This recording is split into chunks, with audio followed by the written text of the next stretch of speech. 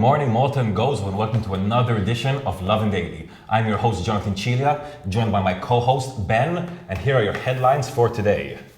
COVID-19 patient tased at the Mater Dei after turning aggressive towards medical staff. At least 65 rescued migrants brought to Malta test positive for COVID-19. Brawl erupts over mask wearing in St. Paul's Bay store. Calls to end mass events in Malta as lobby group and entertainers push back. Schembri denies being hidden hand in dubious hospital deal, and restaurant rolls out free meals based on how many Instagram followers you have. Ben, we've got quite a mix of topics this morning. Quite a roller coaster of stories, I must say. Yeah, let's just jump into this first one. We've just published it now on lovemalta.com. You can go over there and get all the details yourselves. But yeah, we've just published this. A patient was tased in Mater Dei after finding out that he is positive for COVID-19. Quite a crazy story. We're just getting more details as it comes in. So this happened on Monday, on the 27th, and this actually led to the Ward 3 in Mater Dei being sealed. Details are quite scarce, but it seems that this patient became aggressive. You know, he had a bit of a moment after finding out that he was positive for COVID-19. RIU officers were called in and he was tased in Mater Dei. I can't even imagine what the scene must have been like.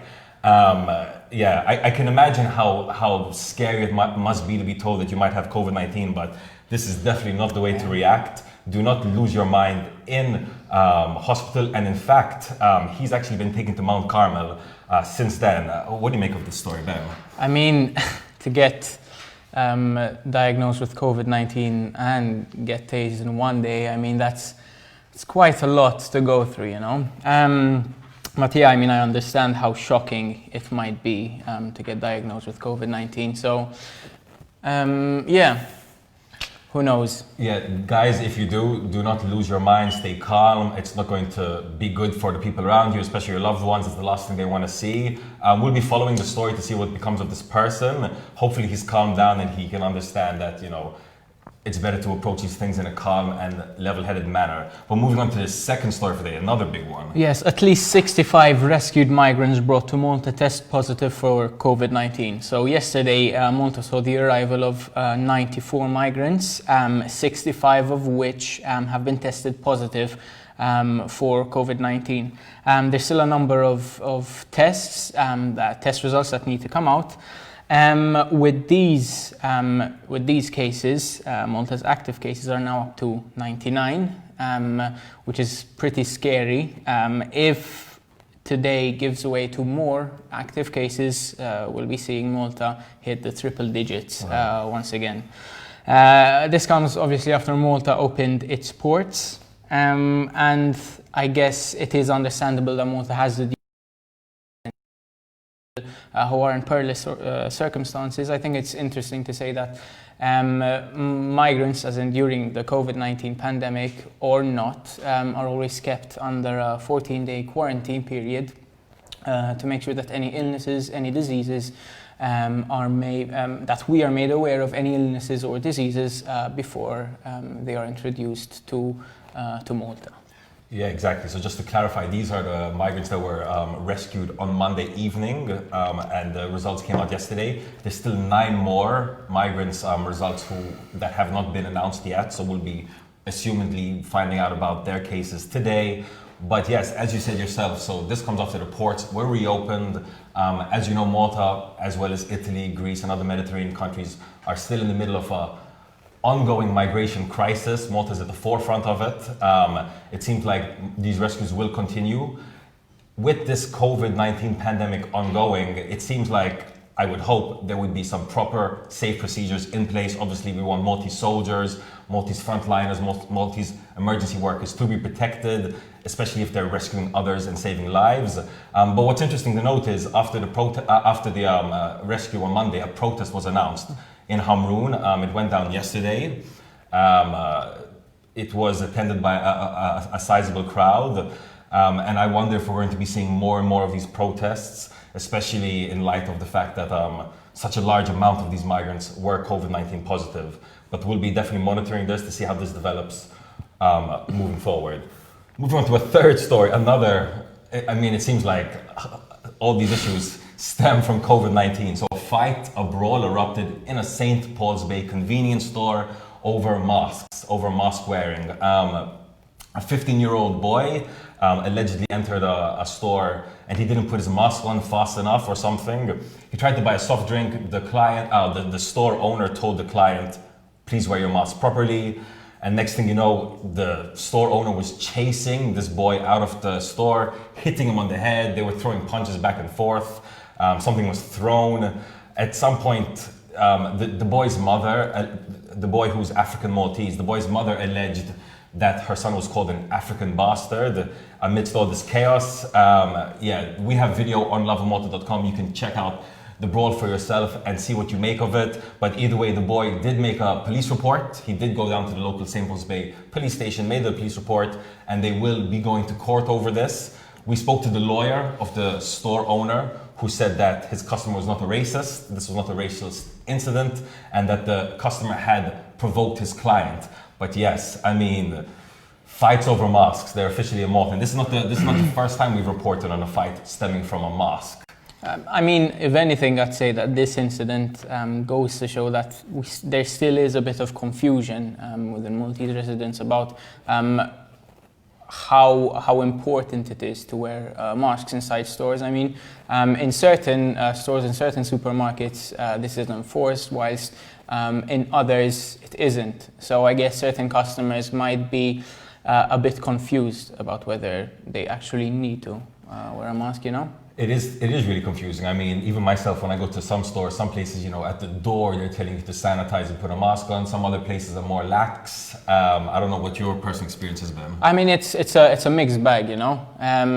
Some stores practically won't let you in unless you put on a mask and put on hand sanitizer, whilst others are completely, lax about this, about the safety precautions. Literally anyone and everyone can enter the store. I think the summer heat's getting to us. I mean, guys, stop the brawling. You know, you don't want to turn aggressive over any of these things. They're not issues that you need to fight over. Moving on to the next story. Yes, calls to end mass events increase as Maltese entertainers push back. So there's a lot of different facets to this story. So Howard Keith, the president of the MEIA, called for mass events taking place in Malta, which are targeted primarily towards tourists, towards foreigners. He called for those types of events to be cancelled.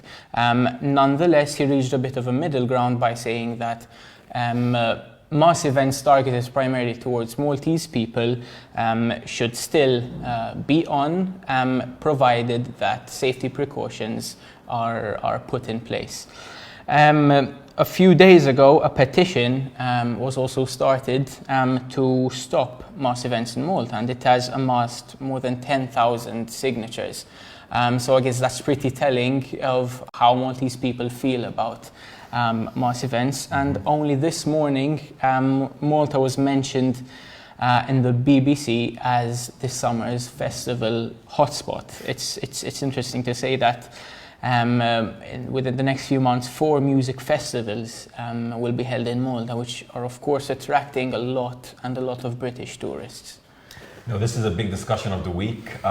What should Malta do when it comes to mass events? When it comes to massive events, we've got hundreds, if not thousands of people congregated together. Obviously, it's the summer months, so it's a little bit sweaty, you know, liquids are flying around.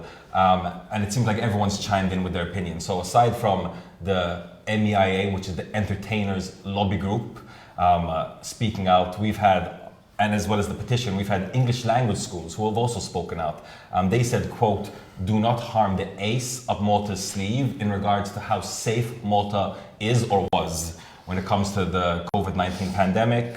Apart from that, we had a popular DJ Jovan Grek, who is of Tunisia, one half of Tunisia, who told people not to fall for the scaremongering that you're seeing online on social media right now.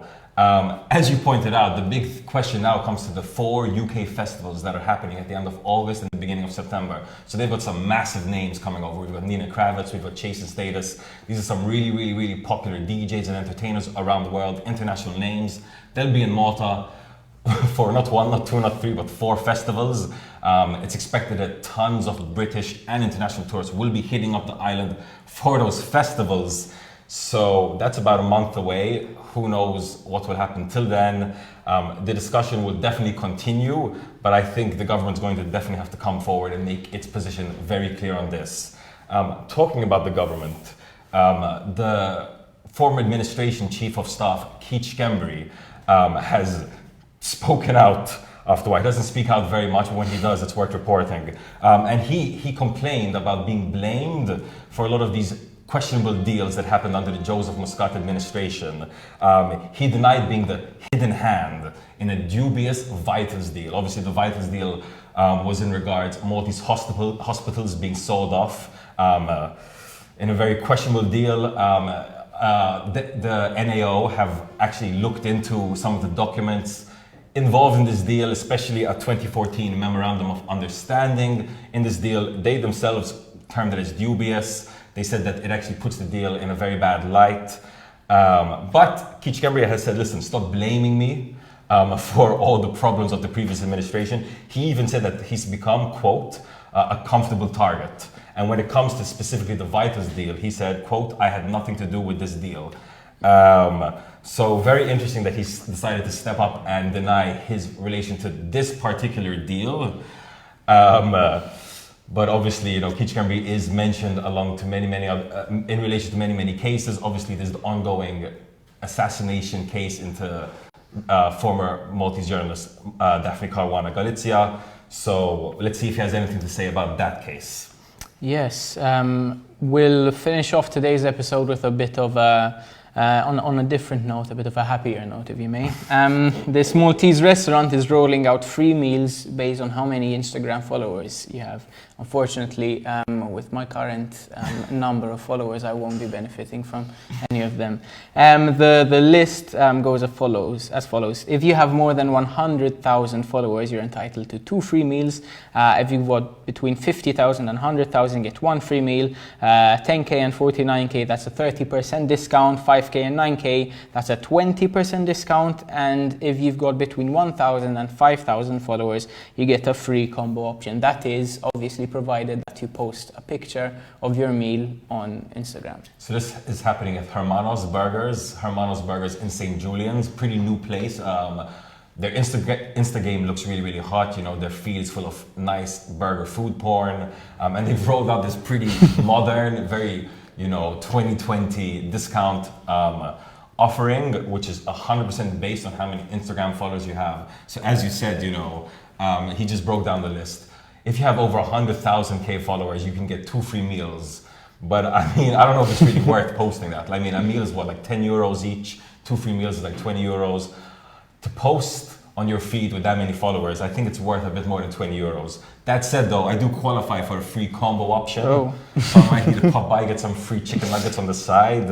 I definitely need to get my Insta game on point after this. Maybe we get that 30% discount one day. I think that brings us to the end of today's episode. From myself and Ben, have a day full of lovin'.